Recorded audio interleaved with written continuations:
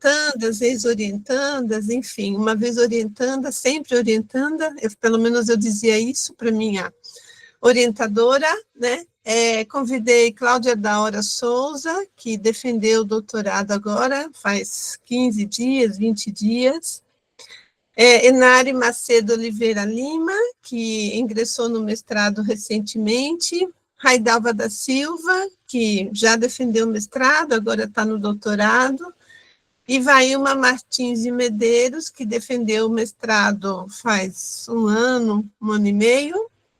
Enfim, todas pesquisaram temáticas relacionadas à alfabetização, algumas, Raidalva fez uma pesquisa mais no campo da psicolinguística, então, por isso também que ela é uma representante legítima dessas pesquisas aqui nesse grupo. Enari está realizando uma pesquisa sobre formação de professores.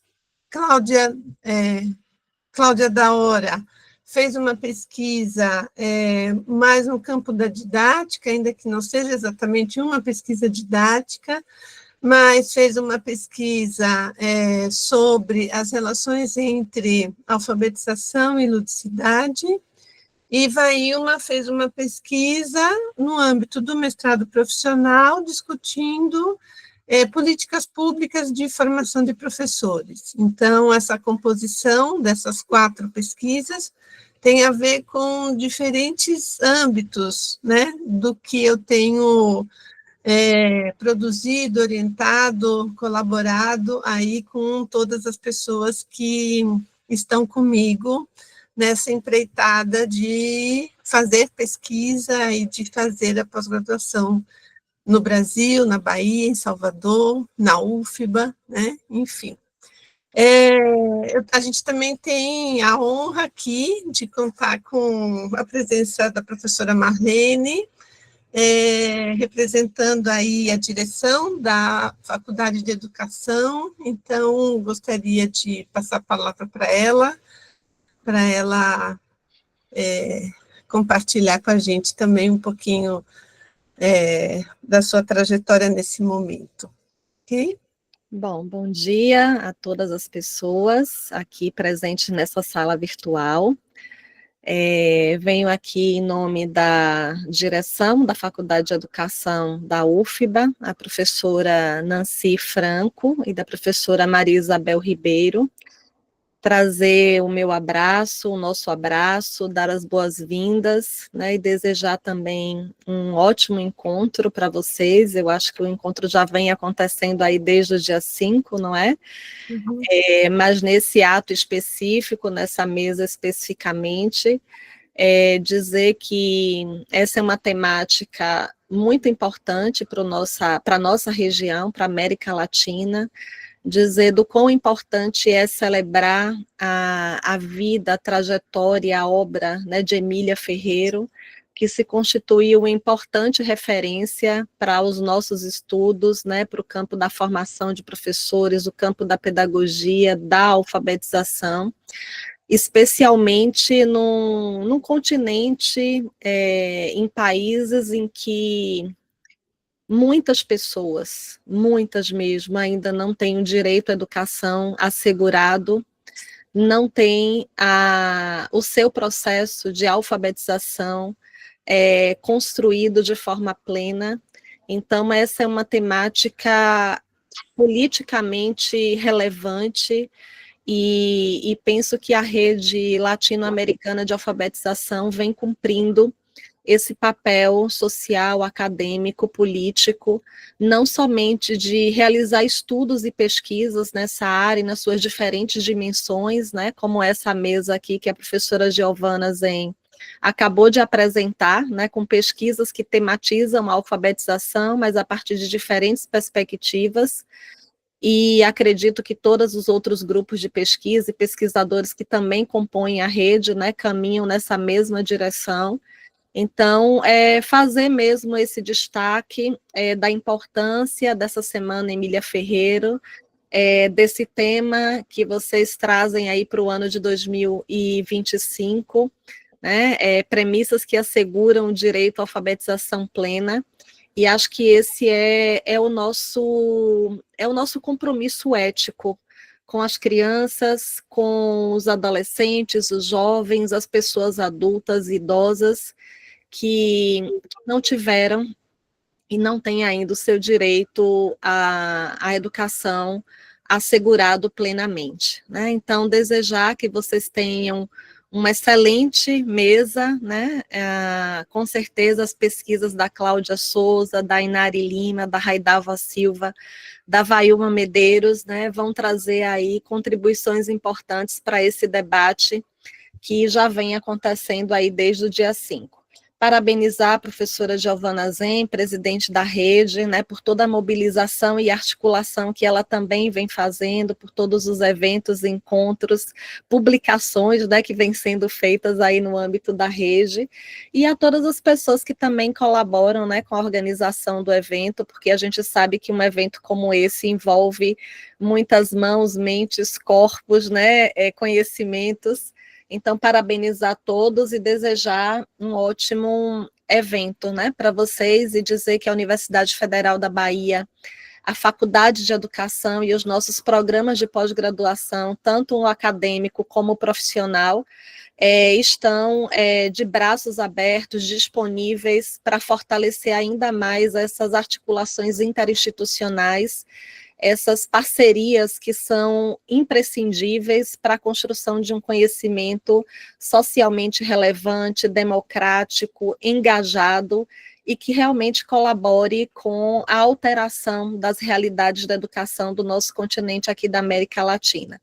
Então, parabéns, e deixo aí mais uma vez essa saudação e esse abraço da direção da Faculdade de Educação, né, a professora Nancy Franco e Maria Isabel Ribeiro. Obrigada pelo convite, Giovana, e vamos lá. A gente que agradece, Marlene. Marlene é uma referência importantíssima nas discussões sobre educação infantil. Suas contribuições têm sido extremamente significativas. A gente vai aproximar cada vez mais, né, Marlene, as discussões da alfabetização com a educação infantil, para ir desmontando alguns mitos, alguns equívocos, não é? Muito obrigada aí pela sua presença e até mais. Obrigada a vocês. Estamos aí. Vamos lá. Aproximar a educação infantil da alfabetização numa perspectiva que a gente vem dialogando. Exatamente, exatamente. Não é qualquer alfabetização, não. Não é. Não é, não. Tá bom. Vou ficar por aqui um pouquinho, mas daqui a pouco eu saio, porque eu tenho um outro compromisso. Tá bom, tá joia. Obrigada. Bom, meninas, vamos lá. A gente combinou de começar pela pesquisa de Raidalva. Já quero dizer, não sei se vocês já viram, mas Cláudia Molinari está aqui, para vocês ficarem um pouquinho mais nervosas. Enfim, obrigada, Cláudia, você tem muito a ver com tudo isso que vai ser apresentado hoje. Cláudia é uma parceira de muito tempo, né? Nós temos um convênio entre a Universidade Federal da Bahia e a Universidade de La Plata, um convênio que se materializa através de várias ações que Cláudia e eu realizamos juntas, promovemos juntas, desde do apoio, né, nas pesquisas que eu oriento e que, de fato, preciso muito da ajuda dela, até atividades acadêmicas e pesquisas, né? Uma pesquisa que agora a gente está realizando, uma pesquisa contrastiva com crianças brasileiras e argentinas. Então, enfim, temos várias ações aí que estamos realizando em parceria, e é muito bom ter você aqui, Cláudia. Então, vamos lá, Rai? Vamos sim. Desafios impostos pela nasalidade vocálica no processo de apropriação da escrita no português brasileiro. Deixa aí um pouquinho, Gil. Desejo um bom dia a todas as pessoas aqui presentes. Me chamo Raidalva, mais conhecida por todos como Rai. Sou uma mulher negra de 60 anos, professora alfabetizadora aposentada de escolas públicas, doutoranda na Universidade Federal da Bahia, né? Minha orientadora está aqui do meu ladinho, minha professora orientadora da banca também está aqui já. Cláudia, obrigada pela presença. Então, é de grande responsabilidade, segue sendo, né, de grande responsabilidade publicizar os dados dessa pesquisa. Aqui ao fundo, vocês conseguem ver parte de uma parede branca, ao fundo, né, móveis, eu estou usando um óculos vermelhos, estou de cabelos trançados, e uso uma blusa azul marinho. A pesquisa exploratória, né, os desafios impostos pela nasalidade vocálica no processo de apropriação da escrita no português brasileiro, buscou compreender como crianças que já fonetizam, mas ainda não escrevem na correspondência termo a termo da palavra, enfrentam os desafios para escrever palavras com vogais nasais ou nasalizadas, uma particularidade do português brasileiro. Mas antes de qualquer coisa, eu queria, né, explicitar melhor para o público aqui qual a diferença que existe entre vogais nasais e nasalizadas. Por favor, Gil. Uma vogal nasal ocorre quando elas são registradas com diacrítico, né, sinais ou marcas gráficas, como tio, e com o H, ou quando são seguidas das consoantes nasais na mesma sílaba, como estão nesses exemplos aí, criança, irmã, carinho, né? E as vogais nasalizadas, por favor, é aquela que assimila a nasalidade da consoante presente no início da sílaba seguinte, como em banana e tucano, né? No caso aqui, a palavra banana, por exemplo, em muitas regiões brasileiras, ela consegue ter duas sílabas nasais, né? Que é banana, muita gente pronuncia assim. Mas, enfim. Então, essas palavras não têm marcas gráficas que apresentam, que demonstrem essa nasalidade, mas a consoante da sílaba seguinte marca essa nasalidade na vogal anterior. Por favor, Gil.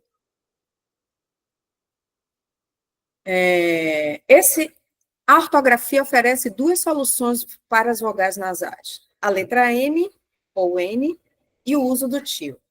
As soluções gráficas encontradas pelas crianças que entrevistamos são diferentes, como a repetição da mesma vogal.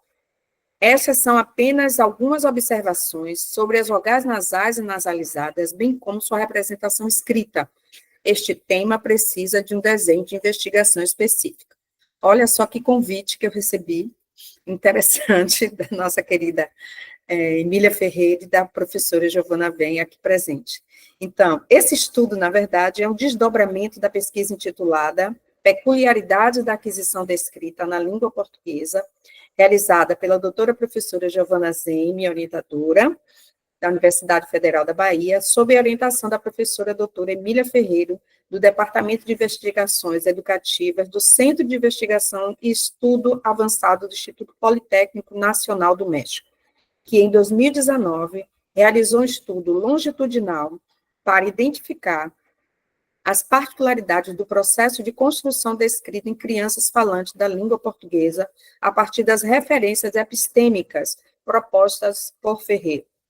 E nessa pesquisa realizada por Zen e Ferreira, já foram percebidas algumas observações sobre o uso das vogais nasais e nasalizadas. Por favor, Gil. Próximo. Nessa tela, eu já trago algumas escritas, algumas representações das crianças da pesquisa que eu realizei, da pesquisa exploratória que eu realizei, né? Algumas soluções que as crianças vão apresentando quando precisam representar as vogais nasais ou nasalizadas. Aí nós temos as escritas de peão, bambolê, empinar pipa e cantiga de roda. Então, é possível já observar o uso marcante do ditongo ão com o diacrítico, né? A presença também da consoante nasal, lá em peão, apesar dos dois, né? Ele usa a marca, o ditongo e a consoante nasal. Então, as crianças sabem que há uma diferença, mas ainda não sabem muito bem como utilizar tudo. Por favor, Gil. As crianças em processo de apropriação da escrita fazem uso do diacrítico para marcar a nasalidade vocálica, estabelecendo uma correspondência entre a pauta sonora e sua representação escrita. Neste quadro, a gente consegue ver bem algumas escritas, né? Eu trouxe algumas. Então, as palavras ditadas, alguma das palavras ditadas, cantiga de roda, empina-pipa, esconde-esconde, bambolê, fantoche, ciranda, e tem aqui algumas representações de como que as crianças foram fazendo os seus registros. Se vocês conseguirem observar a escrita de bambolê, por exemplo, houve uma variação muito grande de como escrever bambolê, né? Tanto usar, mas o diacrítico sempre esteve presente em bambolê, né? Em fantoche também sempre esteve presente o diacrítico. Em ciranda, também é bem interessante a presença do diacrítico em ciranda, inclusive em uma consoante, né? A gente vai falar disso já já. Vamos ver o que Davi e Anderson têm a dizer sobre isso. Para que serve isso que você colocou aqui? Aí Davi responde, para fazer o ão. É um negocinho que eu esqueci o nome. Anderson, quando eu fiz a pergunta para ele, somente nessa palavra você colocou isso aqui. Por quê? Porque é ão. Né? Ele fez as escritas de todas as palavras, todas sem a marca, sem o diacrítico, mas em peão, ele escreveu desse jeito, ele bota a marquinha, ele diz porque era um ão que ele precisava marcar. Pode seguir, Gil. O uso pertinente de sinais gráficos para representar a nasalidade vocálica demonstra o quanto as crianças percebem e são sensíveis a esse fenômeno tão particular do português brasileiro. Mas isso exige um grande esforço, passa por muitas dificuldades, porque, segundo Ferreiro, escrever não é transformar o que se ouve em formas gráficas. E isso está no livro Reflexões sobre Alfabetização. Pode mudar. E aí, nós também encontramos Ramon com uma originalidade incrível para fazer a representação da nasalidade vocálica. Deem uma olhada como é que ele faz. Somente em patins, ele coloca o diacrítico em uma vogal. Em todas as outras palavras, ele marca a sílaba nasal, mas ele faz essa marca com o diacrítico na consoante. Então, ele faz os registros de bambolê, fantoche, ciranda e patins. Meu IBGE, a escolaridade. Alguém abriu aí. Ramon retrata muito bem a citação lida anteriormente, não é isso? Vocês não acham? Escrever não é transformar o que se ouve em marcas gráficas. Ramon está abandonando alguns esquemas e construindo outros. Nesse período de transição, começa a perceber que sílaba pode ser realizada em elementos menores. Por favor, Gil. O uso do ão. Vamos ver agora mais uma solução das crianças. Aqui eu trouxe um trechinho da entrevista que eu realizei com o Eduardo. Eduardo, é a pergunta que eu fiz para Eduardo. Agora você vai escrever, Eduardo, bambolê. E aí ele faz. Começa com B e O, soletrando enquanto registra. A entrevistadora. Bambolê começa com B-O? Aí Eduardo, bambolê. Bam. Não, eu acho que é com ão. E aí eu digo, então, escreva. Começa a escrever ban, ele faz e para. Tem o O aqui? E aí eu pergunto, o que você acha? Eu acho que não. E continua escrevendo. E ele faz esse registro que está aí. O que é isso que você colocou em cima do A? É para fazer o ão. Mas você não escreveu ão, mas é a mesma coisa. Pode seguir, por favor. Lorenzo, como você pensa que escreve cantiga? Lorenzo, cantiga, escreve com G-ão. Como é o ão? Por que você quer escrever o ão? Porque tem can. Em outro pedacinho, com outra palavra, Lorenzo novamente. Empinar. Eu acho que é o é e o ão. E ele escreve empinar desse jeito. E aí eu pergunto, me diga uma coisa, por que para empinar você escreveu é e depois o ão? Eu acho porque fica o som diferente. E aí eu fiz esse questionamento, né? Se os erros de ortografia, de fato, são erros de ortografia ou são as crianças no processo de conceitualização da escrita. Miguel fez esses registros em todas as palavras ditadas, eu trouxe somente 3, para bambolê, fantoche e ciranda. E aí eu pergunto, para que serve isso que você colocou aqui? Apontando para o acento, né, no bar. Miguel, é para mostrar. Para mostrar o quê? Ban. Tem que ter um tracinho. Ele respondeu sem hesitar e seguiu na escrita colocando o tracinho quando lhe convinha. Todas as palavras que Miguel registrou com as sílabas nasais, com as vogais nasais ou nasalizadas, ele marcou com um acento agudo. Então, era o diacrítico para ele, era a marca que indicava para ele que aquela vogal tinha uma representação diferente do que ele queria, do que se dizia. Pode seguir, Gil. A partir dos registros de Miguel... ainda deixa Miguel. A partir dos registros de Miguel, podemos fazer uma breve reflexão. A construção de um objeto de conhecimento implica muito mais do que uma coleção de informações. Então, não basta dizer, escreve com M ou com N, com T ou com H, isso é muito pouco para as crianças. É a construção de um esquema conceitual que permite interpretar dados prévios e novos dados, ou seja, receber informações e transformá-las em conhecimento. Vamos agora para a Melissa.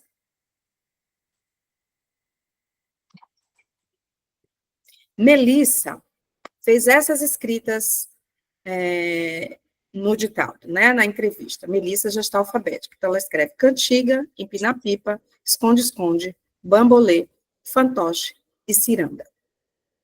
Miguel e Melissa compreendem a natureza do sistema alfabético, mas ainda não podem lidar com os traços ortográficos. Observem que Melissa, fora a cantiga, em todas as outras, ela usa o M, né, a letra M, para marcar a nasalidade.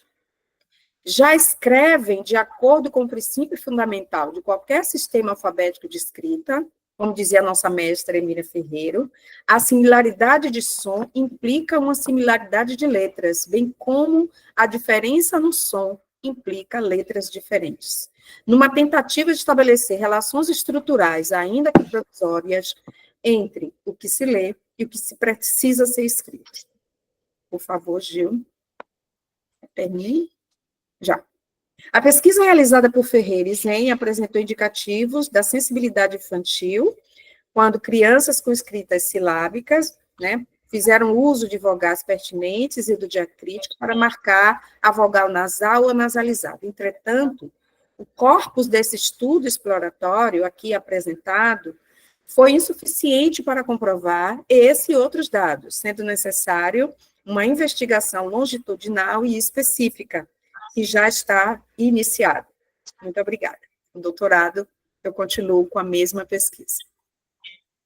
Ótimo, Rai. Obrigada.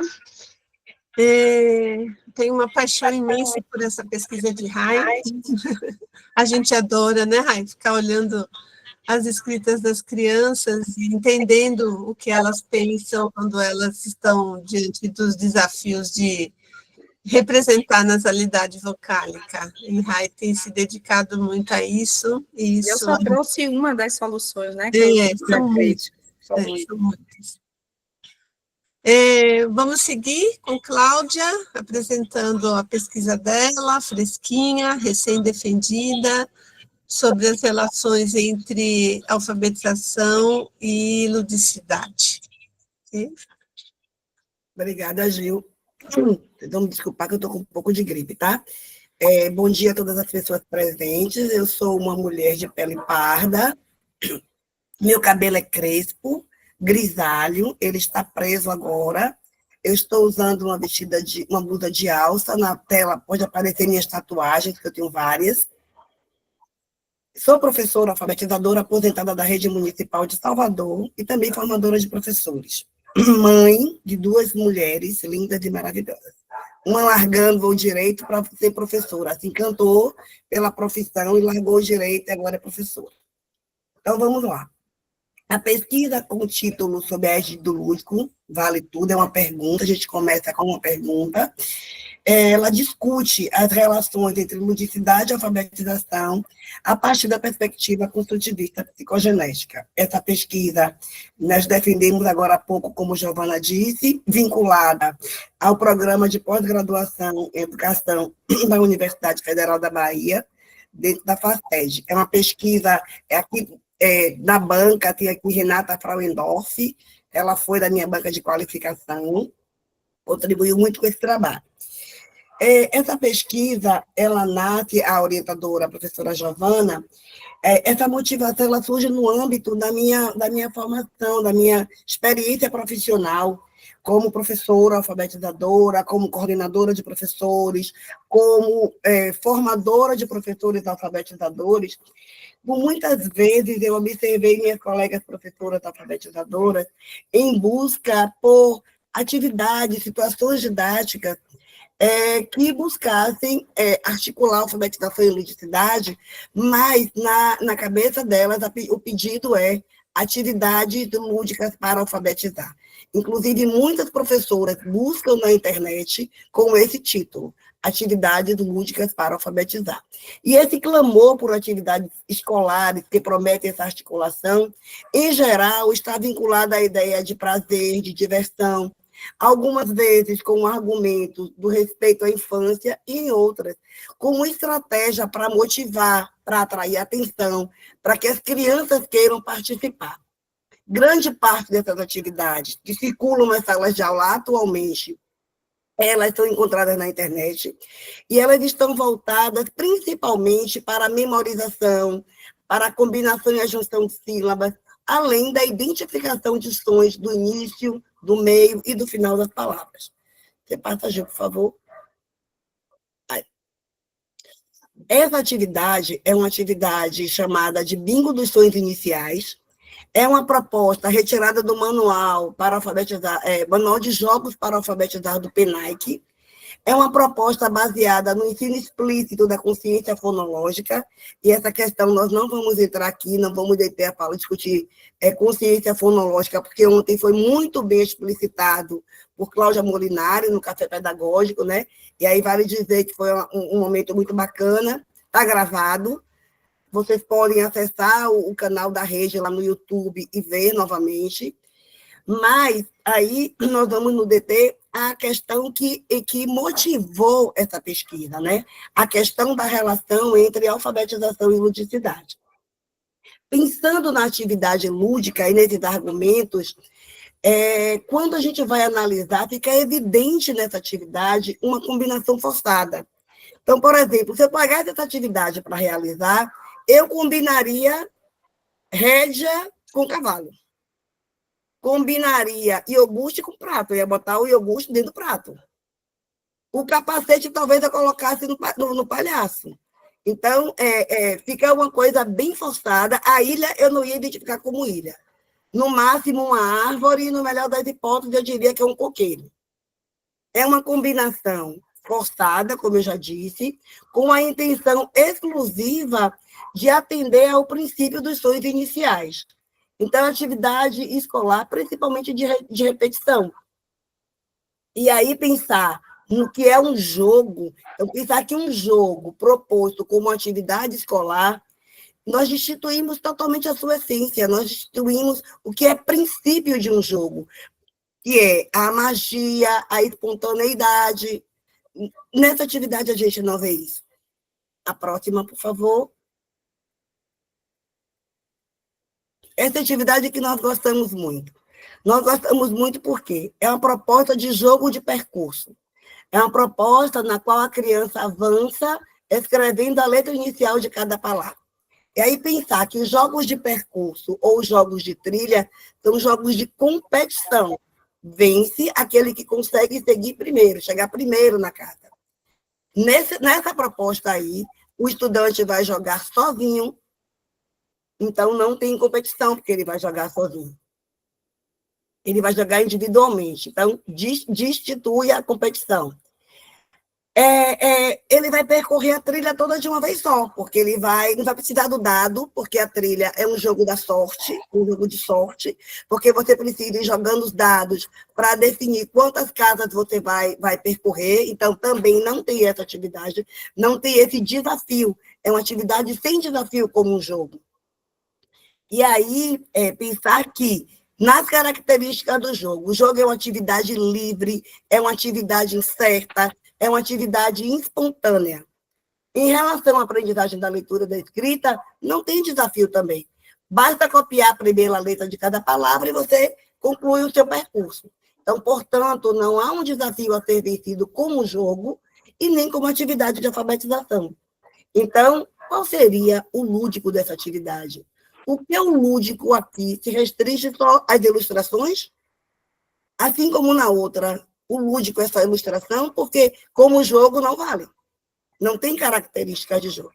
E aí é importante a gente destacar que ludicidade não é sinônimo e nem uma consequência da realização de atividades lúdicas, também não é sinônimo de prazer, não é sinônimo de entretenimento, não é sinônimo de diversão. A ludicidade é um fenômeno subjetivo que diz respeito ao grau de interesse e de envolvimento de cada sujeito na situação vivida. Então, eu não posso dizer a você que a atividade é lúdica.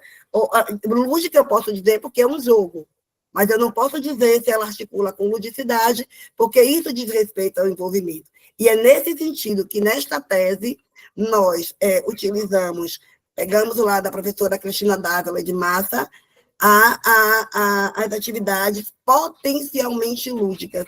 Ela não tem uma exigência, não vai acontecer, poderá ou não acontecer a ludicidade. Então, nessa pesquisa, o nosso objetivo foi analisar as compreensões das educadoras dos municípios de Andaraí e Wagner, Bahia, sobre as situações didáticas potencialmente lúdicas, utilizadas no processo de alfabetização a partir da perspectiva construtivista psicogenética. Pode passar, Gil, por favor? Pode passar, pode seguir, que eu já passei daí. Já fui. Então, foi uma pesquisa desenvolvida lá nesses municípios, Andaraí e Wagner, ambos situados na Chapada Diamantina. Eu me aproximei desse grupo, porque eu já fazia um trabalho de formação com elas, então, nós já tínhamos essa vivência e identificamos a necessidade, dentro desse contexto, de discutir essa articulação. O método da pesquisa foi a pesquisação-formação, porque nós tínhamos o interesse, eu e a minha orientadora, o desejo de produzir um conhecimento com e para os professores das escolas públicas em seus contextos profissionais. Por favor, Gil. Opa, pulou um.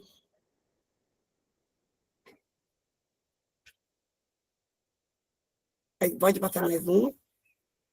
Pronto. Então, deslocamento teórico-prático sobre a articulação entre alfabetização e ludicidade.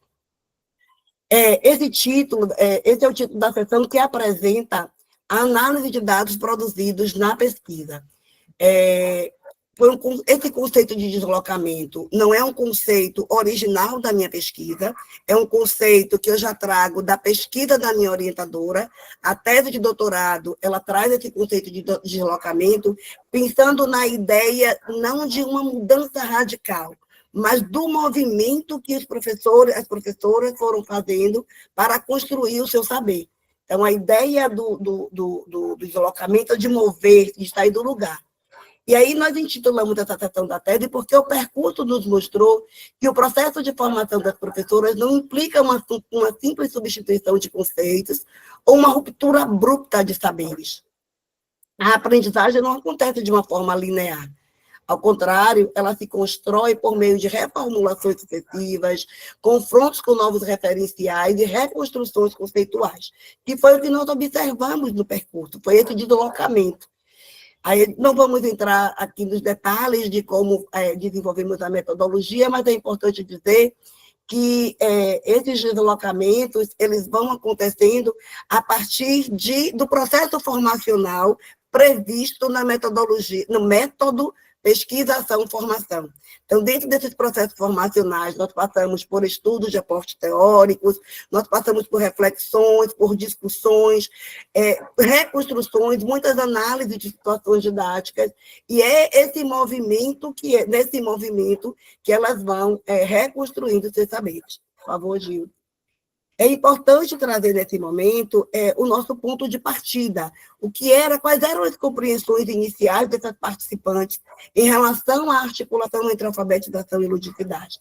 Então, elas diziam que, para haver ludicidade, a proposta deveria conter brincadeira e jogo no título ou no desenvolvimento, a ludicidade como uma estratégia didática, uma novidade para atrair a atenção das crianças, ludicidade como atividade prazerosa, algo fora do comum, que pudesse ter interpretado como diversão, prazer, entretenimento ou incentivo ao imaginário infantil. E aí nós temos alguns depoimentos. Ela é uma das professoras, a professora foi dizendo assim: envolver todos os alunos em atividades que exploram a linguagem das crianças, a ludicidade. O brincar para aprender é uma estratégia brilhante, pois o envolvimento, o comportamento da turma é outro nível. E, consequentemente, a aquisição do saber é garantida, garantia prazerosa. A outra profissional diz dinâmica para envolver as crianças, prazer, ludicidade para atrair. Alegria, competição, diversão, aprendizagem, atenção, agrupamento, envolvimento dos participantes, desafio, novidade. E aí, como eu disse para vocês, esse processo de construção, esse processo de desenvolvimento da pesquisa, nós estamos estudando, nós paramos para ler, para buscar. E aí, a partir das primeiras leituras, dos primeiros estudos, já observamos o primeiro deslocamento. Você passa, por favor, Gil. E aí, nesse primeiro deslocamento, a gente parte para uma construção coletiva, né? Elas pedem, vamos escrever sobre o que nós já sabemos sobre ludicidade. E aí elas começam a dizer, nem sempre está atrelada ao jogo ou à brincadeira. Logo, não é uma consequência obrigatória da relação de jogo ou brincadeira. Para que haja ludicidade, tem que ter envolvimento do sujeito que participa da ação. Quando a situação tem sentido e é desafiadora, as atividades vinculadas às práticas sociais reais são as que têm potencial de envolver os participantes. Ludicidade não atinge a todos os sujeitos ao mesmo tempo. O que é lúdico para uns pode não ser para outros. E aí, com esse registro, fica evidente que já estão desvinculando a ludicidade da realização de jogos e brincadeiras e de outros eventos externos. Já conseguem ver que a ludicidade é um fenômeno individual e salientam sobre o sentido da ação do sujeito, ludicidade como um fenômeno interno. E em relação às atividades, às situações didáticas, elas já consideram como elementos que as situações precisam ter desafios. Então, se a gente volta lá, aquela atividade do bingo, a atividade da trilha, não tem desafio, ou no do bingo o desafio é alto demais, porque eu ia juntar a rédea com o cavalo, por exemplo, e trazem a contextualização com as práticas sociais reais. Então, também nesse momento, a gente já começa a estudar as situações didáticas contextualizadas. A gente já começa, aqui tem uma contribuição da professora Giovana também, ela tem um texto, um artigo que vocês podem buscar falando das situações didáticas contextualizadas. E aí, nesse segundo deslocamento, diz respeito à ressignificação aí. Diz respeito à ressignificação, já é no segundo deslocamento, entre ludicidade e alfabetização. Então, ao analisar as situações didáticas, elas já passam a questionar a presença de jogos ou brincadeiras nas atividades, o propósito pedagógico. Então, se não tem um propósito pedagógico, não está bacana, não articula dentro da perspectiva que nós estamos defendendo, e a experiência subjetiva dos alunos diante das situações didáticas. Então, vocês podem ver nos depoimentos, dito assim, para que haja ludicidade, é preciso que o sujeito seja provocado para aquela ação, vinculado às práticas sociais, para que faça um sentido. É importante dizer que as atividades lúdicas nem sempre geram ludicidade e nem atingem todos os sujeitos ao mesmo tempo. O que é lúdico para uns pode não ser para outros. E aí tem uma coordenadora que diz: desconstruir conhecimento é muito difícil. Tudo depende da minha intencionalidade. Estávamos acostumadas a pensar que para articular com ludicidade bastava ter brincadeira ou jogo, mas com os estudos estamos vendo que não é bem assim.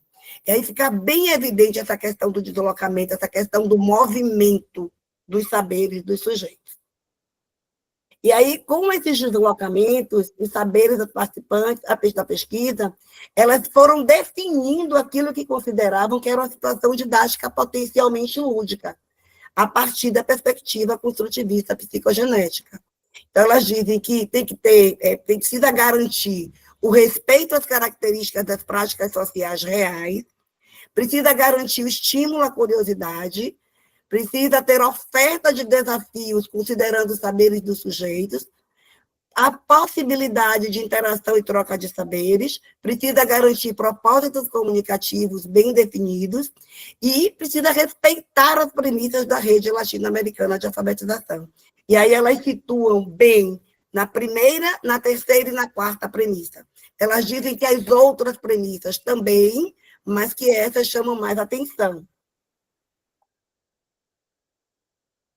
E aí, analisando essas articulações que as professoras fazem entre ludicidade e alfabetização, tomando como referência a perspectiva construtivista psicogenética, nós estamos observando, por meio do processo formacional, da pesquisação, as participantes foram gradativamente deslocadas de uma visão superficial de ludicidade, baseada no prazer e no entretenimento, para uma compreensão mais refinada, uma compreensão mais crítica, na qual a ludicidade passa a ser entendida como estado subjetivo de envolvimento, com desafio de propósitos comunicativos. Esse deslocamento ele ocorre em 4 níveis principais. Então, o primeiro deslocamento, que é a desconstrução do conceito de ludicidade como sinônimo de prazer e entretenimento, a ressignificação do conceito de ludicidade, a ampliação da compreensão sobre a relação entre ludicidade e alfabetização e a definição de critérios para a caracterização de uma situação didática potencialmente lúdica. Passa para mim, por favor. Embora os avanços fossem evidenciados no percurso, constatamos também que a ressignificação de saberes não ocorre de forma linear. Ao selecionar propostas com autonomia, algumas participantes ainda recorrem a critérios anteriores, como apelo ao lúdico, no título ou validação institucional da proposta. Isso sugere que a transformação das práticas é um processo gradual e que algumas concepções anteriores ainda coexistem com os novos saberes. Por favor. A ressignificação das compreensões sobre articulação e ludicidade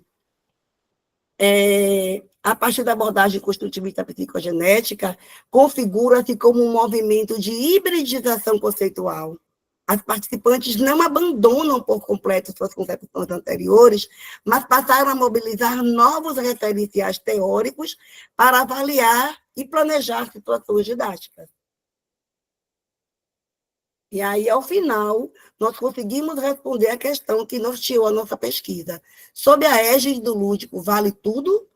As professoras de Andaraí e Wagner demonstraram que não.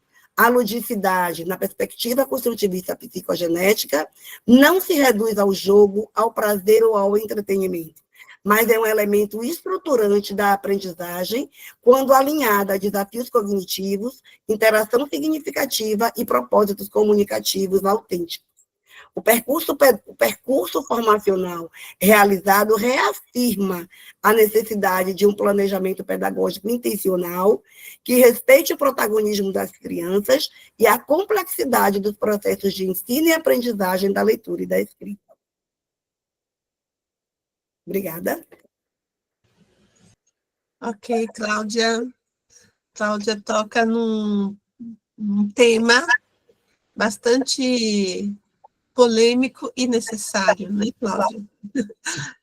Acho que depois, quando todas as apresentações forem feitas, a gente pode abrir um pouquinho o espaço para comentários e podemos retomar alguns pontos aí que Cláudia foi apresentando, ok? Obrigada. Eu diria, Gil, que nós tocamos num ponto nevrálgico. É isso.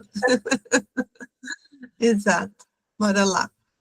Então, seguindo aí, Inari, por favor.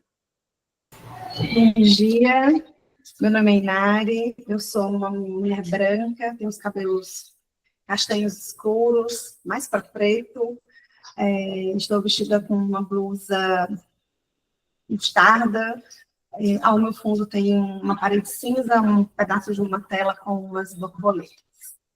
Então, bom dia a todas as pessoas aqui. Quero dizer que é uma honra enorme, né? Estar aqui com tantas pesquisas maravilhosas, Giovana, vai dando frio. Essas mulheres maravilhosas aí apresentando, com as referências, né? Que a gente usa, a gente tem aqui a professora doutora Giovana, a professora Cláudia Molinari, que nem precisou você falar, quando eu vi a carinha dela, eu disse, meu Deus, eu já estou com dor de barriga. Mas a minha pesquisa é, como a Giovana disse, né, no âmbito da formação de professores, a gente está fazendo delineamento na tematização da prática, então tem como título Tematização da Prática no Cotidiano Escolar, o protagonismo de professores como agentes de transformação. Pode passar, Gil, por favor. Eu faço um mestrado acadêmico na UFBA, né, como eu já disse, no âmbito da formação de professores, com esse recorte aí, que é a tematização, essa estratégia formativa, que é a tematização da prática. Pode passar, Gil, por favor. E eu vou começar fazendo já uma citação, né, trazendo a nossa grande Emília Ferreiro para essa fala, que nesse livro, Como as Crianças Constroem a Leitura e a Escrita, ela tem um texto que trata sobre as implicações pedagógicas, né, da sua pesquisa, das pesquisas que ela desenvolve, e ela diz assim: conhecer a psicogênese da alfabetização não implica, portanto, permanecer estático à espera do aparecimento do próximo nível. E aí a Emília vai dizendo para a gente que o conhecimento, por mais poderoso que seja, ele não atua sozinho, né? Saber mais como as crianças aprendem a ler e escrever, como nos mostra, né, nas suas pesquisas, não é suficiente se esse saber não for acompanhado de espaços de formação, que ajudem o professor a transformar esse olhar em ação, né? E aí ela vai dizendo, muitas práticas ficaram ridículas quando vistas através do conhecimento e da evolução da alfabetização. Ao mesmo tempo, esse conhecimento fornece uma boa base para rejeitar-se um conjunto inteiro de práticas escolares, né, Cláudia? Que ela foi trazendo aí. Mas não basta rejeitar. Os professores precisam saber o que fazer depois. Então, quando a gente está falando desse espaço de formação, né, Emília vai nos provocando a pensar como essa negação funciona, né? Não basta negar, não basta dizer que está ultrapassado. É preciso criar condições concretas para que os professores saibam o que fazer depois.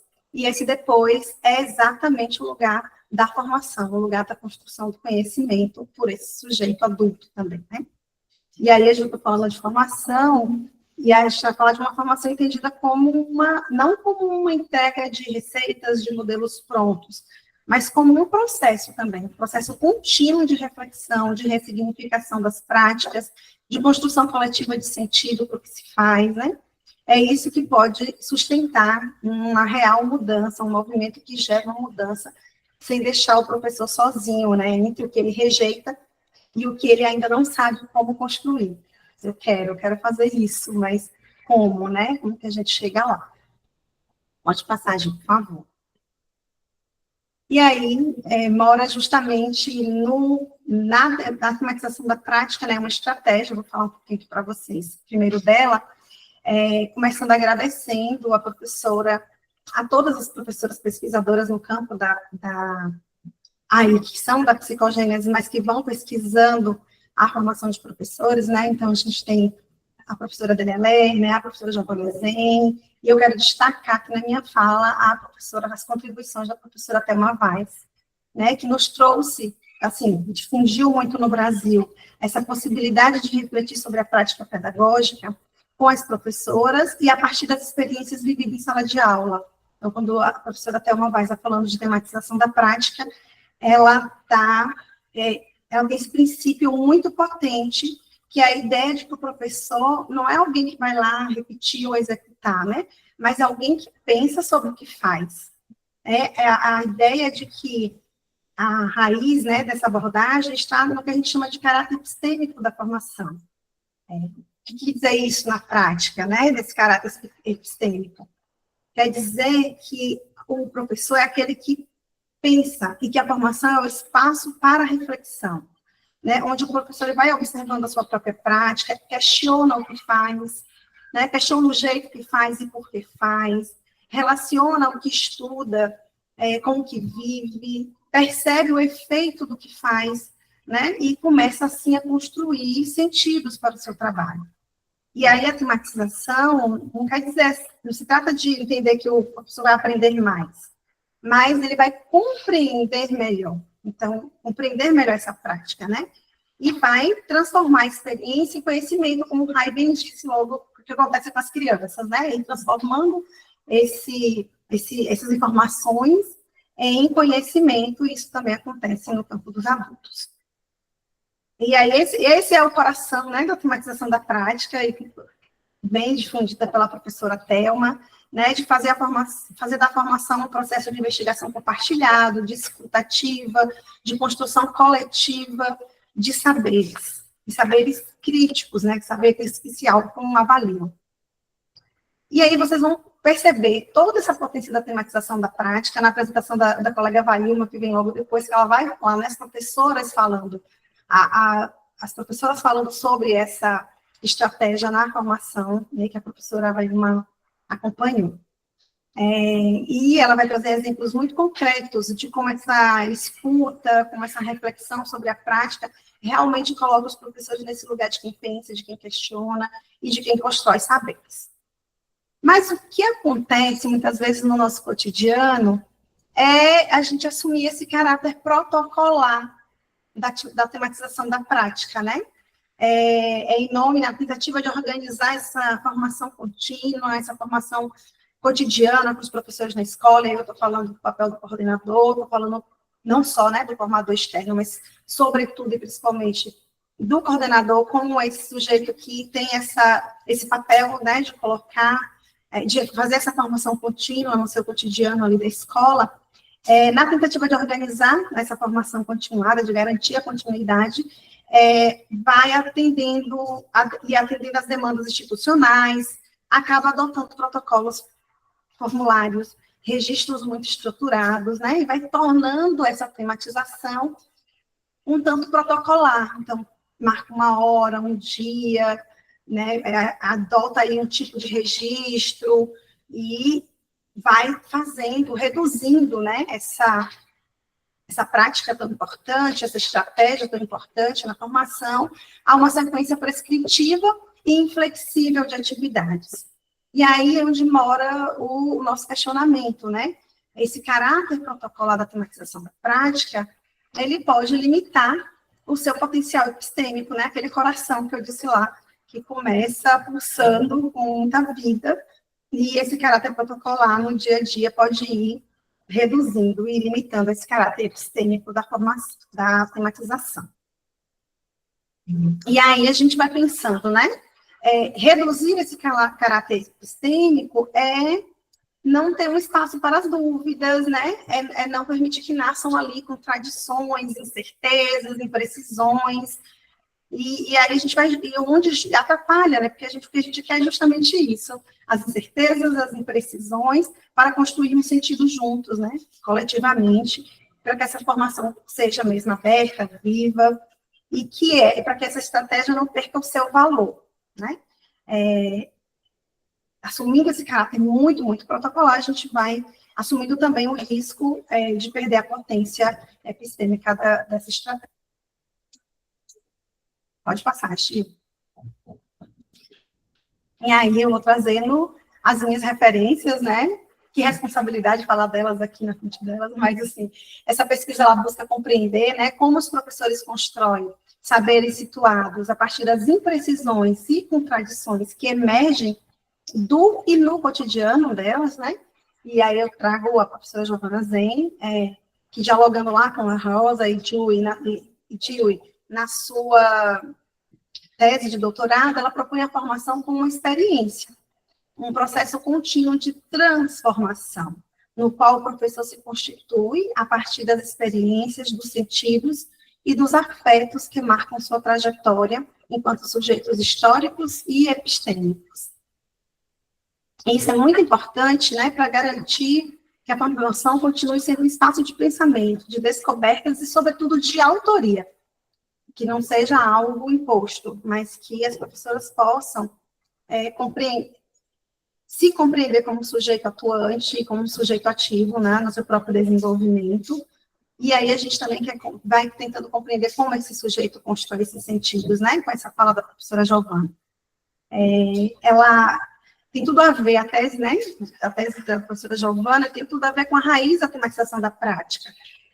Giovana nos desafia a entender a formação como um processo contínuo em que o professor é quem constrói seus próprios saberes, a partir da sua prática, das construções, das contradições, das imprecisões que surgem no cotidiano da sala de aula.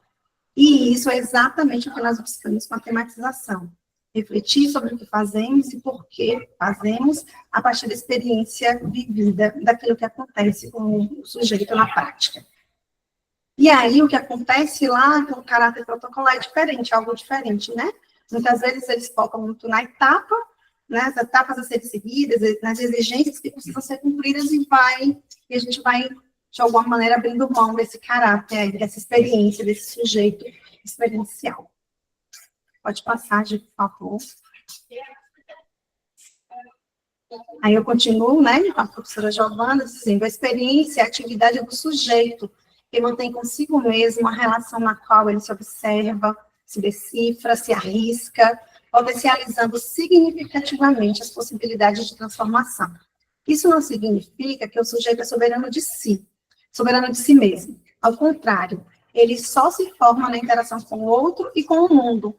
Foi o que a gente foi vendo lá com a Emília, lá no início da citação, né? Ela vai dizendo, é preciso, em colaboração, a gente precisa ter espaços de escuta e de reflexão coletivo, né? Não é um sujeito sozinho, lendo ali a teoria e tentando fazer na prática, mas é nessa relação, nessa interação entre esse sujeito, o objeto, e com seus pares, que essa construção, esse conhecimento vai sendo construído. Pode passar, Gil. E aí a pesquisa busca compreender em que medida as situações de automatização da prática que partem das imprecisões que atravessam o cotidiano da sala de aula influenciam a formação de professores. Pode passar. E a gente vai, e é isso, como fazer, né? Como fazer?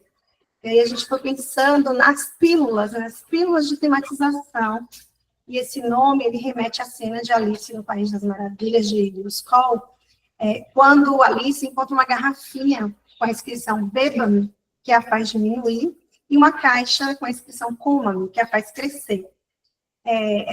Essas pílulas simbólicas, né, elas transformam a realidade da protagonista, fazendo-a ver o mundo sob novas perspectivas, ainda que temporariamente com efeito definidos. Não sei se todas aqui já leram, todos que estão presentes, já leram o Alice no País das Maravilhas. Se não leram, leiam, né? Porque é nesses momentos, no momento que Alice está diante de um desafio, sem saber como sair daquela situação, ela aí encontra, né, algo dizendo beba-me, ela bebe, colhe, e aí ela ultrapassa, né, aquela barreira que precisa, mas ultrapassando muito pequenininha, ela vai encontrando outros desafios que muito pequena não dá para resolver e ela precisa crescer novamente. E eu acho que isso ilustra bem o cotidiano das professoras, né? Diante de cada desafio, diante de cada nova situação que vai nos atravessando, que vai virando uma experiência que as professoras vão lançando mão dessas pílulas, né? Dessas reflexões que precisam ali ser muito rápidas e com efeitos, às vezes, muito definidos, mas que a fazem se transformar, né? Elas nunca saem daquela situação e permanecem as mesmas. Então, essas pílulas, né, elas não são apenas uma teoria distante, mas é sobre momentos em que os próprios professores escolhem analisar, refletir e discutir, né? Ao eleger esses momentos... Pode ir. Desculpa, parar aqui. Pílula, tô acelerada.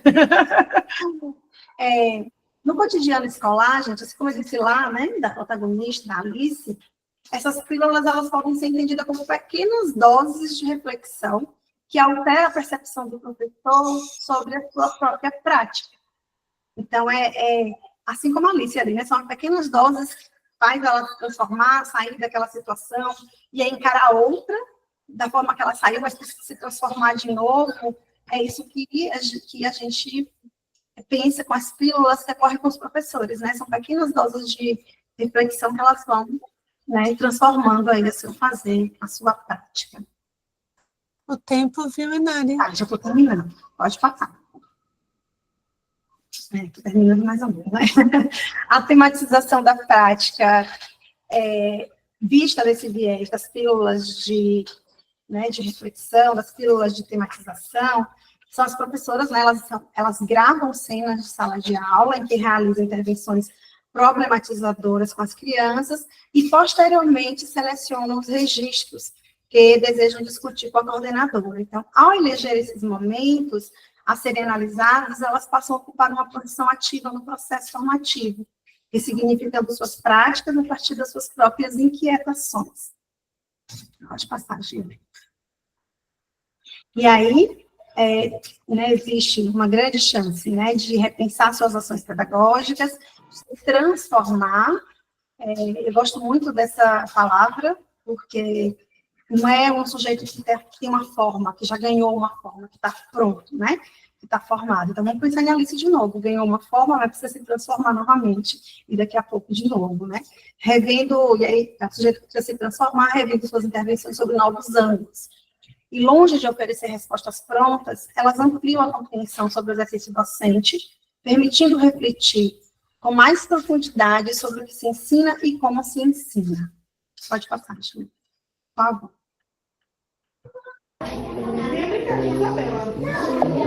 E eu trouxe uma pílula para mostrar para vocês. Uma pílula. Não passa todo, não. Tá bom. Só um pouquinho. Tá bom. Eu comento rapidinho.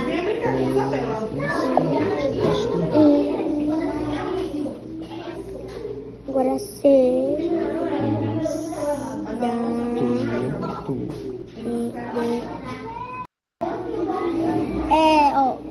É porque aqui é um N e aqui é um Mas C. por que você acha que estudante começa com N?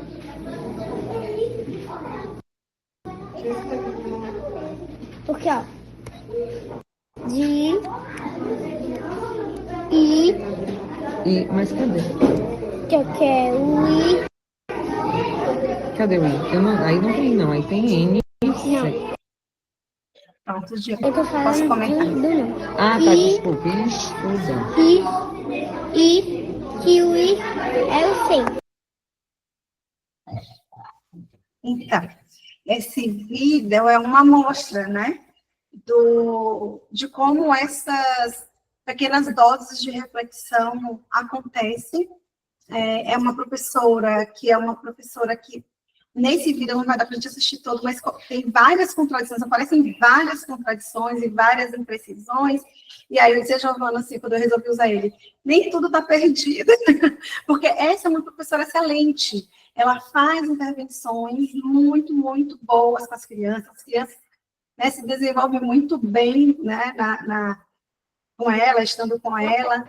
Giovana tem um artigo escrito, né, que é Intervenção Docente por um ensino contextualizado e reflexivo, que cita uma intervenção dessa professora, e ainda assim, ela me manda esse vídeo e diz assim, socorro, eu não sei o que fazer aqui. Eu fiz um bocado de bobagem. Então, são essas contradições e essas imprecisões que vão ser, né, o conteúdo da formação, é o que emerge daquela prática que não é uma prática, não é uma formal, não tem uma forma, mas é um sujeito que está se transformando ali diante dos desafios.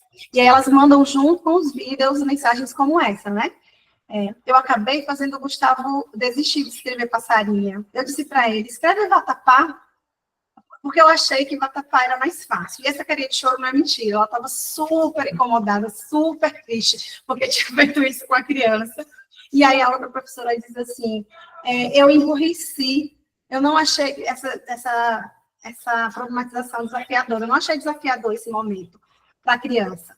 Então, a gente tem aí algumas reflexões, algumas pequenas reflexões que podem gerar aí um conhecimento imenso, né? A partir, se a gente entende isso como conteúdo de formação, não como um erro, e não como uma negação, ou como uma resistência, né? Pode passar, gente. E aí, embora a pesquisa, né, a minha pesquisa com Giovana ainda esteja em fase inicial, já é possível perceber que considerar os tensionamentos cotidianos entre o instituinte e o instituído como um elemento central da tematização da prática se configura como uma potência na formação de professores alfabetizadores. Então, assim, o elemento central da tematização da prática são esses tensionamentos, são as contradições, são as imprecisões e não os protocolos, e não os registros estruturados, né? Pensar sobre isso, né? Sobre essa diferença desse caráter epistêmico que vai se perdendo, às vezes, em nome do protocolo, em nome da, entre aspas, a burocracia. Pode passar, gente. E aí eu não vou deixar de finalizar, né, com a Emília, que está sendo homenageada justamente, de forma muito justa, nessa semana, porque ela nos traz, assim, continua trazendo contribuições riquíssimas, né, para a nossa prática, para a transformação da educação.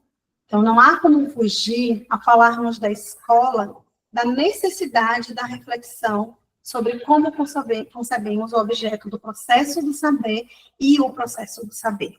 Então, a formação precisa ter isso em mente, né? Não é a prática, não é a repetição, não é o conteúdo, mas é o sujeito em contato, em interação com esse conteúdo. Então, muito obrigada. Eu espero que tenha dado conta aí de explicar um pouquinho a pesquisa. Obrigada, Giovana, pelas experiências todas. Ok, Nari, ótimo. Vamos lá, depois a gente volta e discute mais. Conversa. Tá bom? Tá bom. Ótimo. Vamos lá, vai uma agora. Bom dia. Depois de tantas falas potentes, a gente fica se perguntando o que é que a gente diz agora. E Nari vai trazendo algo bem importante, e aí eu vou fechar minha fala com essa citação, quando ela diz: os professores precisam saber o que fazer depois. E os coordenadores pedagógicos precisam saber também o que fazer quando eles veem os professores. É por isso que a minha pesquisa é direcionada exatamente para esse público, mas antes disso eu sou uma mulher morena, sou mãe de Saulo, Miguel e Sofia Medeiros, estou com cabelos soltos, na altura dos ombros, uso óculos e estou vestindo um vestido colorido, com tons de verde claro, escuro e laranja. Atrás de mim uma pequena estante piquitita com alguns livros. Sou coordenadora pedagógica da Rede Municipal de Ceabra e formadora do ICEP. É com coragem e o desejo genuíno de vislumbrar um mundo em que todas as crianças participantes, de forma frequente, participantes desse mundo, de forma frequente e com sentido, possam, nesse município, nesse país, participar de práticas leitoras e escritura, que eu apresento um pouquinho, um pedacinho desse projeto, desta pesquisa, a formação continuada de coordenadores pedagógicos em prol do direito da criança, de participar de práticas leitoras e escritoras na educação infantil. Trata-se de uma pesquisa-intervenção realizada no mestrado profissional em educação, vinculada ao programa de pós-graduação em currículo, linguagens e inovações pedagógicas, que dialoga com diversas outras investigações desenvolvidas por tantas outras educadoras comprometidas e corajosas da nossa Universidade Federal da Bahia, Eu destaco, por exemplo, Janara Botelho, né? Maria Clara, Carla Jamile e tantas outras pesquisadoras que lutam por uma proposta de trabalho na educação infantil que assegura o direito à alfabetização plena. Pode passar, Gil. Esta é uma pesquisa que foi realizada na rede municipal de Ceabra, no município de Ceabra, situada na Chapada Diamantina, na Bahia.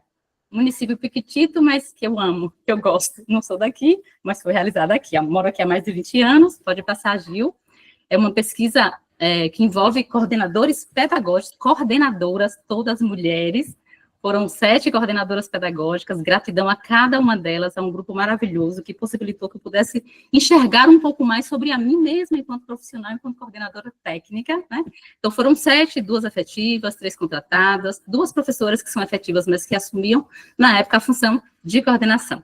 Então, eu segui 2 critérios principais para poder definir quem é mesmo, quem seriam os sujeitos participantes dessa pesquisa. Então, que essas profissionais tivessem atuação exclusiva com professores de educação infantil, que trabalham com crianças de 4 e 5 anos, e que tivesse, no mínimo, pelo menos 2 anos de experiência atuando como coordenadora pedagógica desse segmento, né, da educação infantil. Pode passar, Gil. Então, eu fui coordenadora, como é que isso tudo começou mesmo? Fui coordenadora pedagógica de educação infantil, coordenadora técnica pedagógica de educação infantil desta rede municipal de Ceabra durante 8 anos, de 2017 a 2024. Durante esse período, eu percebi que, embora a rede já contasse com um projeto de formação continuada há quase 2 décadas, ainda era frequentes em muitas salas de aula propostas de atividades que, embora, né, abordassem a reflexão sobre o sistema de escrita, não se configuravam como situações reais de leitura e escrita. O que evidencia não está claro para muitos profissionais desta rede de ensino, que as crianças aprendem a ler e a escrever, participando de práticas leitoras e escritoras. Além dessas observações, é perceptível também nessa rede, fui percebendo, a presença de coordenadores pedagógicos que evitavam o acompanhamento às práticas das professoras, dos educadores e outros coordenadores que assumiam o papel do professor, planejando por eles, e perdia essa questão principal da sua função de protagonista do seu exercício profissional. Quem pesquisa, quem é protagonista, quem planeja é o professor, mas alguns coordenadores planejavam por eles. Essas constatações suscitaram uma série de interrogações, de indagações. Pode passar, Gil. Não, você voltou. Tranquilo.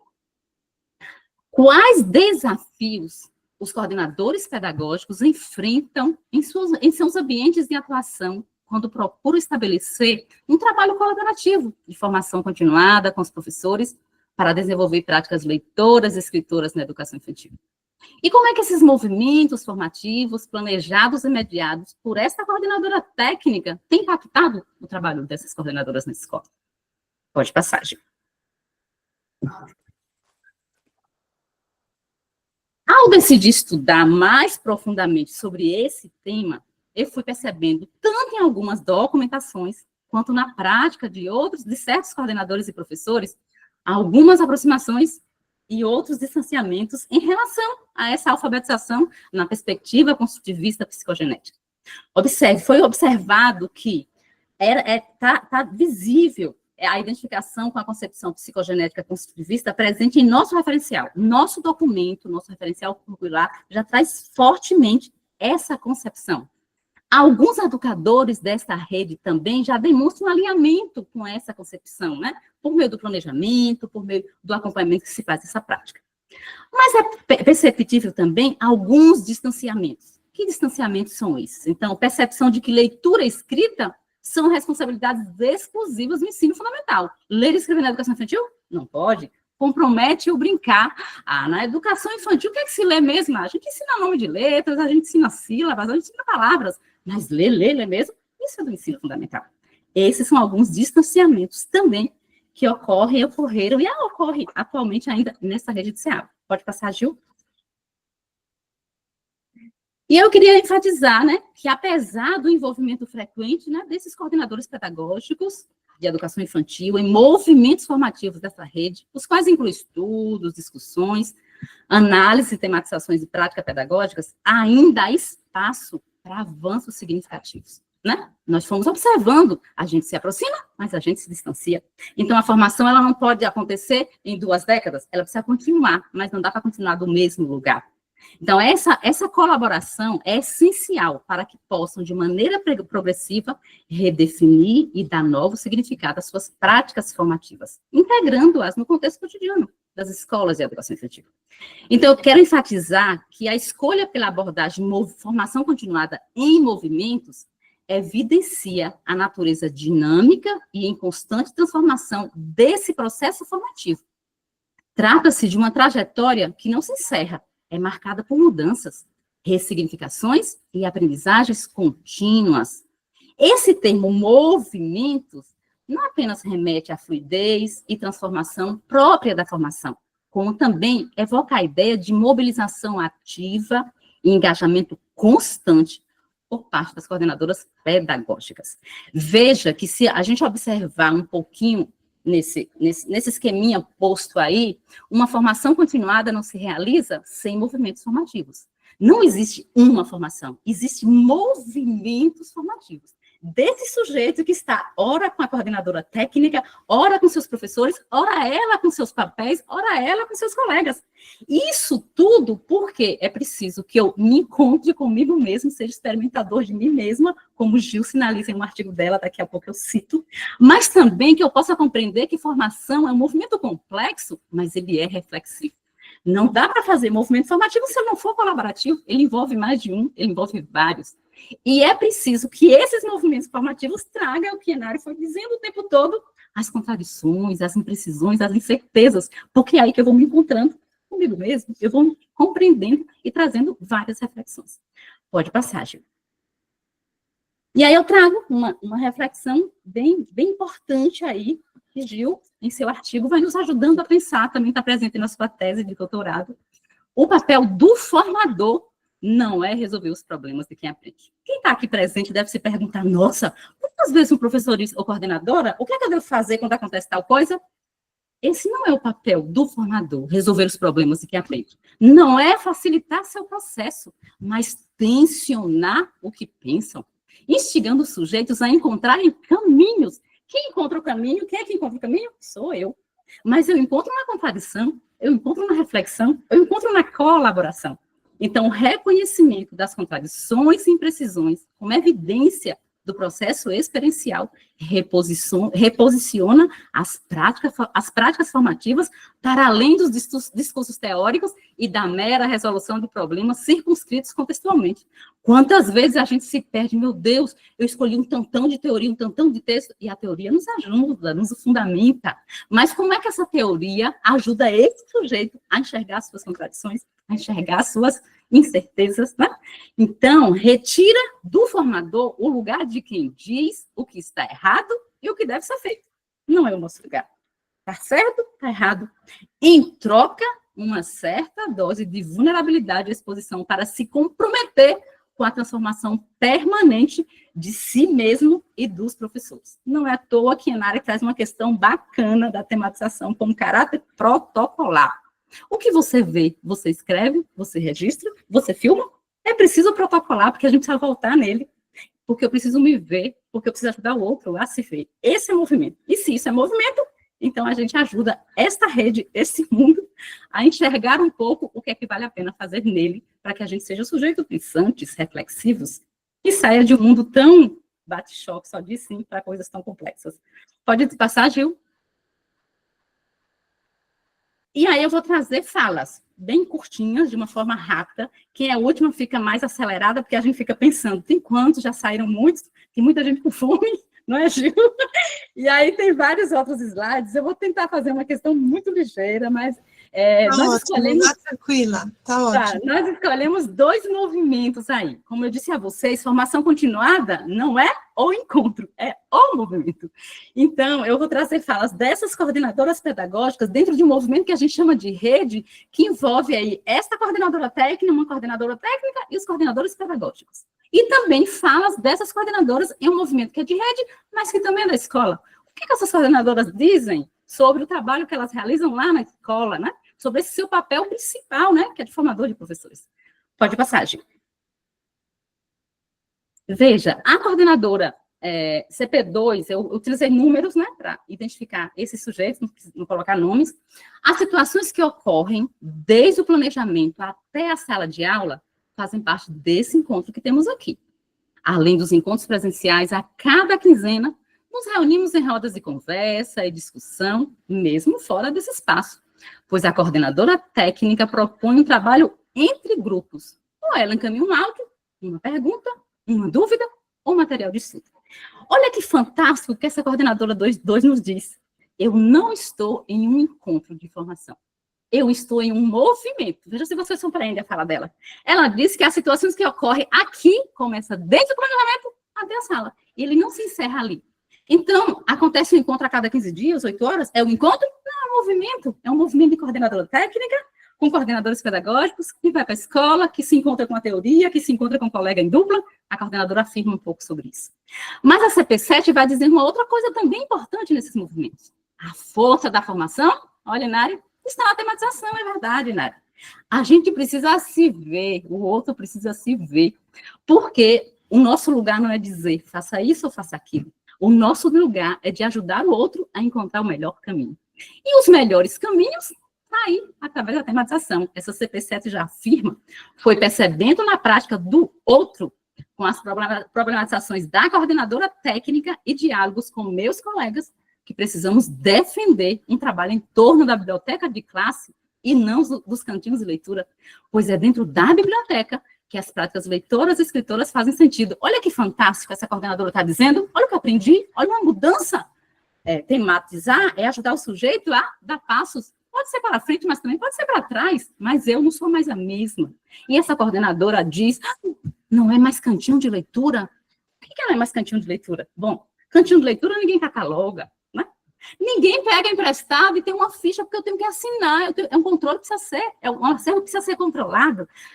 O trabalho em torno da biblioteca de classe, é aí que existe fortemente as práticas de um sujeito que cataloga, que organiza o acervo, que pega emprestado, que anota com a responsabilidade de trazer de volta, que realiza intercâmbio, e um tantão de coisa que é forte nesse movimento de biblioteca de classe. Pode passar, Gil.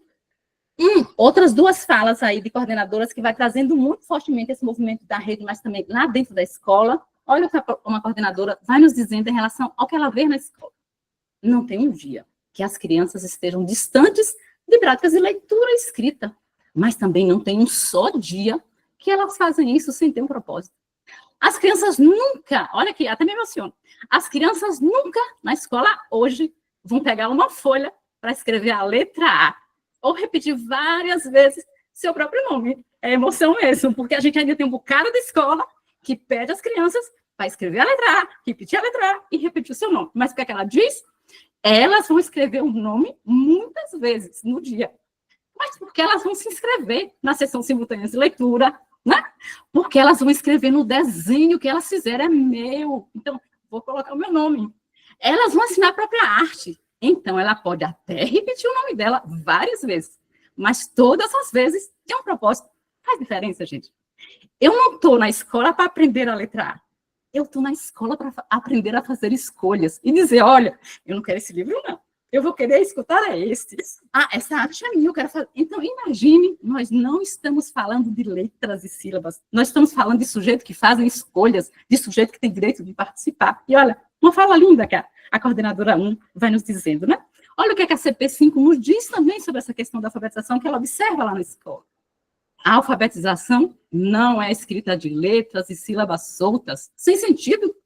A alfabetização, hoje, eu entendo que quando as crianças estão ali, no cantinho do salão de beleza, fazendo uma lista para saber quem vai ser o primeiro a ser atendido. É quando escolhem qual livro deseja ouvir e se inscreve na sessão simultânea de leitura. É quando registram as descobertas sobre a importância do sono e compartilham com as famílias através de um podcast. É assim que atualmente compreendo que é a alfabetização que essa rede persegue. Mas sei que ainda preciso estudar muito. Olha quanta coisa linda ela vai dizendo, mas ela diz, eu sei que isso é complexo e eu sei que eu preciso ainda mergulhar muito sobre essas questões. Podemos avançar, Gil? Você pode ir me cortando, tá, Gil? E aí, a gente foi pensando em uma questão bem bacana e importante.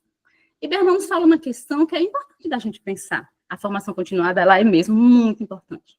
Mas é importante a gente pensar que não é a única coisa. Existe na escola não só isso, né? O que é que ele afirma? A atenção para o todo e para o exato lugar da formação continuada.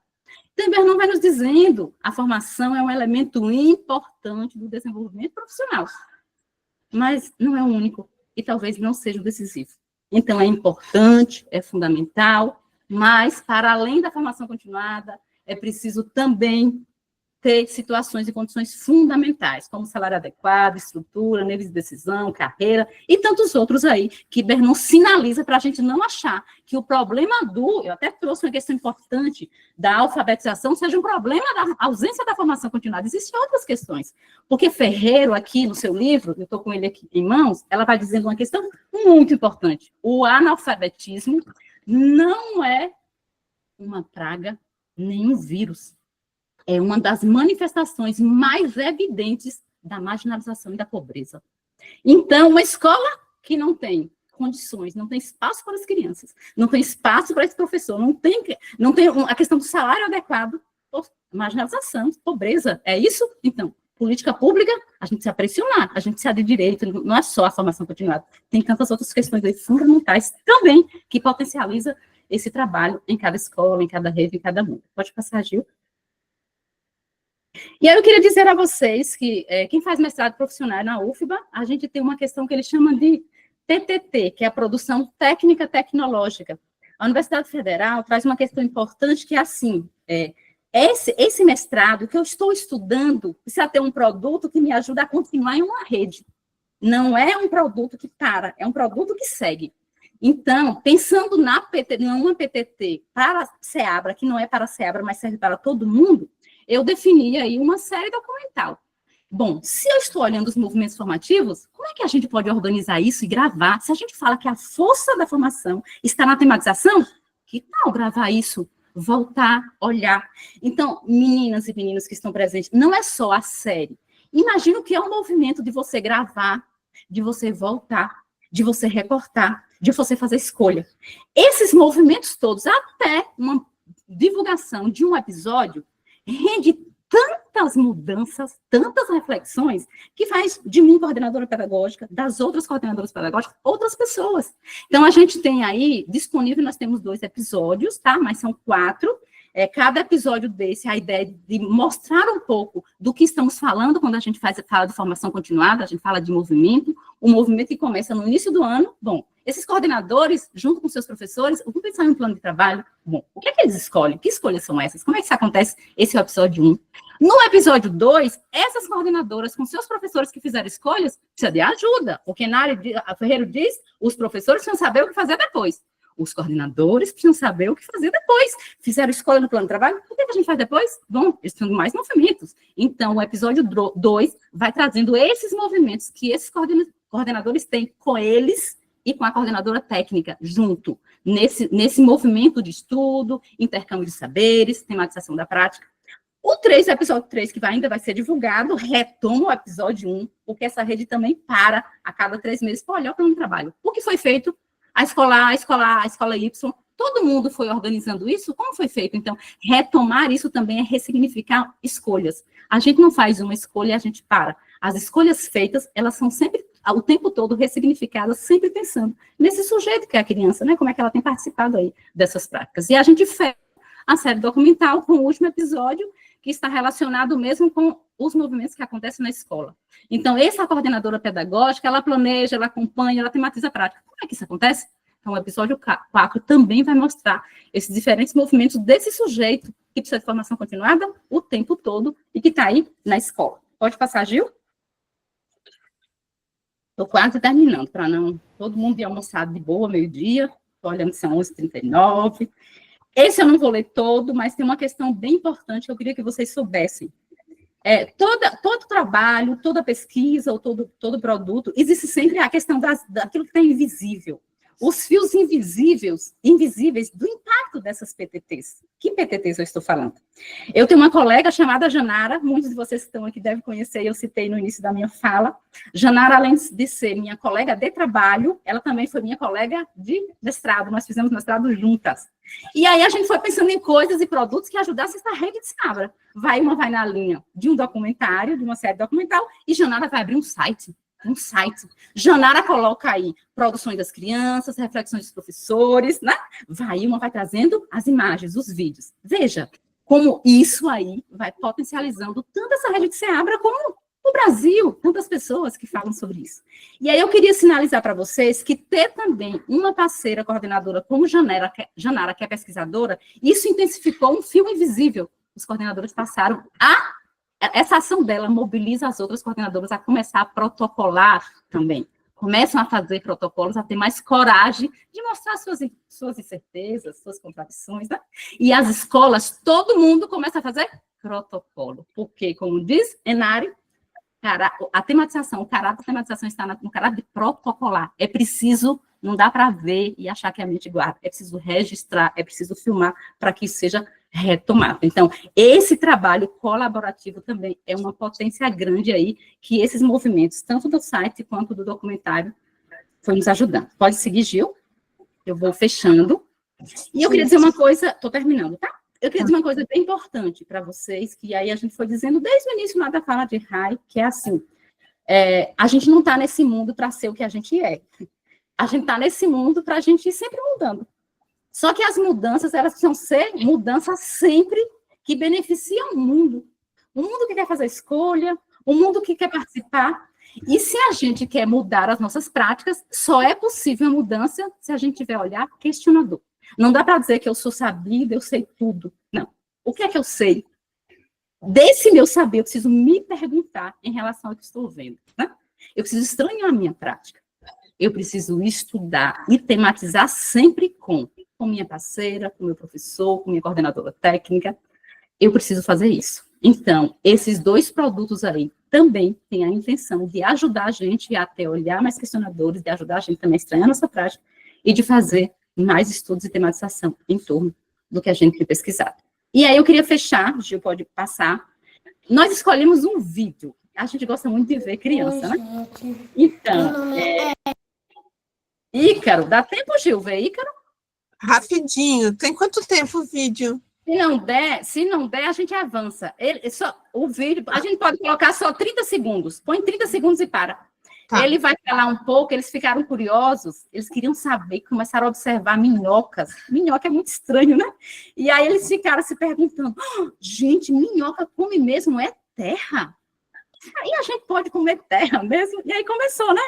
E aí veio essa questão de um projeto de investigação, e ele diz, eu quero dizer o que eu aprendi, aí compartilha. A professora faz um vídeo e ele vai dizer o que ele aprendeu sobre as minhocas. 30 segundos só, tá, Gil? Oi, gente. Meu nome é Ícaro. Meu nome é Ícaro Xavier Santos, que nasceu há 46 anos. Eu estudo aqui na escola Natália Alves, eu moro no Capão. Hoje eu vou falar sobre a minhoca.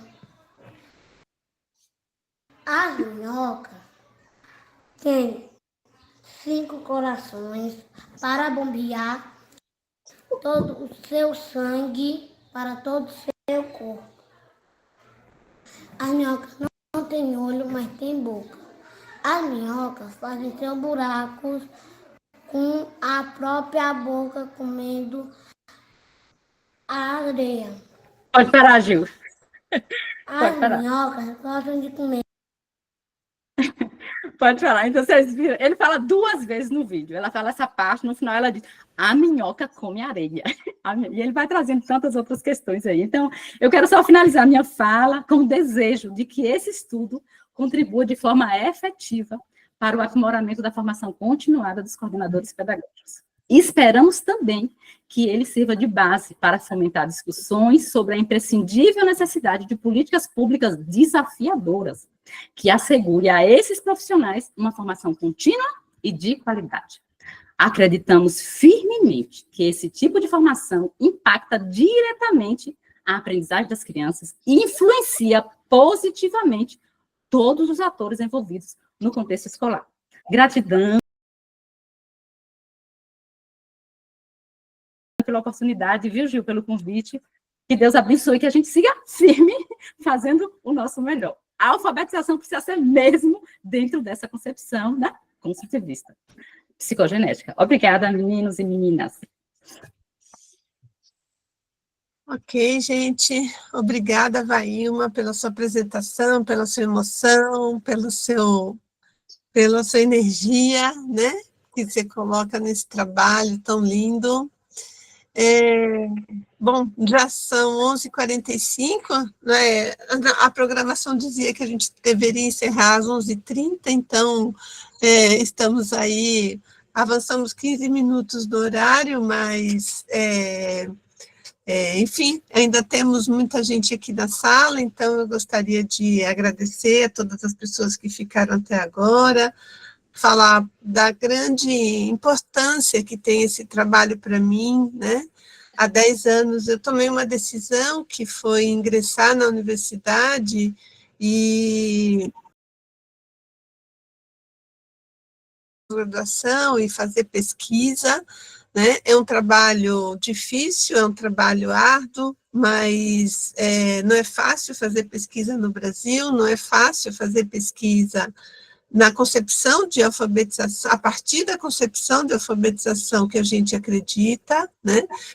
Até porque essa concepção ela não é hegemônica nas universidades, então é sempre uma luta, a gente insistir, resistir, né, com pesquisas nessa perspectiva e nesse campo, mas, enfim, já temos aí, né, depois de 10 anos quase, já temos aí, estava fazendo as contas aqui, 11 trabalhos defendidos, mais 9 em andamento. Então, eu agradeço imensamente a todas, a todos as minhas orientandas e ao meu orientando querido Noé, né, nosso Noé, está fazendo doutorado agora, um trabalho lindíssimo também. Agradeço pela confiança, né? Agradeço por acreditarem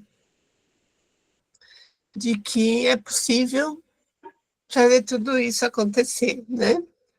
Enfim, quero também, estou vendo o Beth aqui na tela, quero também fazer um agradecimento ao Instituto Chapada de Educação e Pesquisa, que foi a instituição onde eu trabalhei 10 anos antes de ingressar na universidade. Vários dos meus orientandos são da Chapada Diamantina ou tiveram algum vínculo com essa história, né, desse projeto que mudou a realidade educacional de um território, enfim, com muitos desafios socioeconômicos. Então, ver Vailma apresentando um trabalho que está situado na Chapada Diamantina, situado na Chapada, para mim é de grande emoção e de grande realização, né, de ver tudo isso acontecendo. Enfim, agradecer a Rai também por topar a loucura de fazer pesquisa psicolinguística, né, quando eu fui para o México para fazer a pesquisa com a Emília, né, o meu interesse maior era aprender a fazer pesquisa psicolinguística, né. Quando eu cheguei no México, eu tinha uma proposta de pesquisa, mas eu tinha um tema de pesquisa, mas ela já tinha uma outra proposta, e eu topei, né, o que ela me propôs, porque para mim, enfim, não fazia muita diferença o que eu iria pesquisar com a Emília, mas aprender com ela a fazer esse tipo de pesquisa que a gente não tem aqui no Brasil. Então, eu agradeço imensamente a Aline, Rai, né, por estar fazendo essa pesquisa tão bonita, enfim, né, e a Inari também, por essa coisa linda que ela está construindo das pílulas de tematização, né? Ressignificando a tematização da prática, pensando na tematização da prática em outra perspectiva, o que não significa desconsiderar tudo que a gente discutiu até agora, mas colocando a tematização da prática em um lugar muito especial no cotidiano das professoras. Então, quero agradecer a todas e a todos que estão aqui e dizer que a gente segue, né? A gente segue trabalhando, a gente segue com a Semana Emília Ferreiro, né? E segue produzindo conhecimento. Ok? Muito obrigada a todas e todos.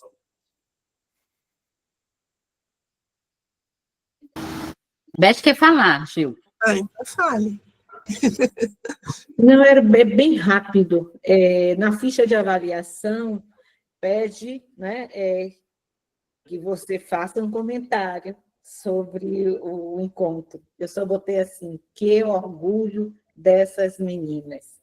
Um orgulho de Cláudia, de Rai, de Enari, de Vailma, e aí lá vai Janara, lá vai Clara, já vai Carla Jamile e Aline Noé. Muito obrigada por vocês existirem em minha vida. Só isso. Boa, Beth. Nós agradecemos também, Beth. Boa. Ok? Podemos encerrar? Sim? Ok. Podemos, obrigada, foi maravilhoso. Obrigada, gente, obrigada.